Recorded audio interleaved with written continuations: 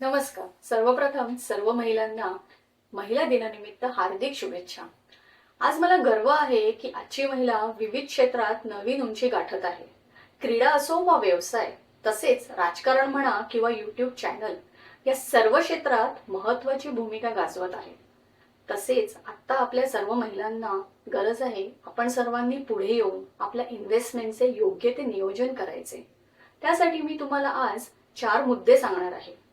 पहिला मुद्दा, आपण वेळेवर गुंतवणूक सुरू करूया.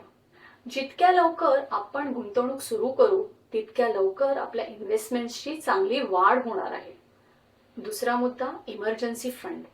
पूर्वीच्या काळी आपली आजी पणजी अडीअडचणीला उपयोगी येतील यासाठी किचनमध्ये धान्यांच्या डब्यांमध्ये काही पैसे साठवून ठेवत असत.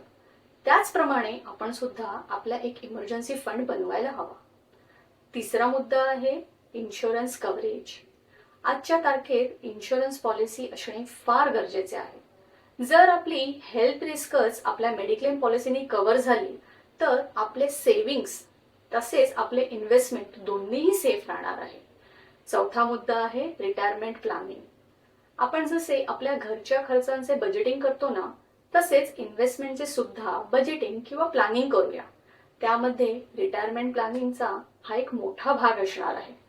रिटायरमेंट प्लॅनिंग करून आपण आपली रिटायर्ड लाईफ तर सिक्युअर करतच आहोत, पण त्याचबरोबर आता जशी आपली लाईफस्टाईल आहे तीच लाईफस्टाईल रिटायरमेंट नंतर सुद्धा कंटिन्यू करू शकतो. आपण जसे एखाद्या ठिकाणी जाताना GPS किंवा मॅपचा वापर करतो ना, तसेच आपल्या इन्व्हेस्टमेंट जर्नीमध्ये चांगल्या फायनान्शियल ॲडवायझरचे गायडन्स घेऊन आपले इन्व्हेस्टमेंट सुरू करूया.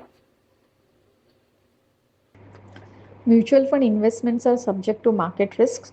Read all scheme related documents carefully before investing.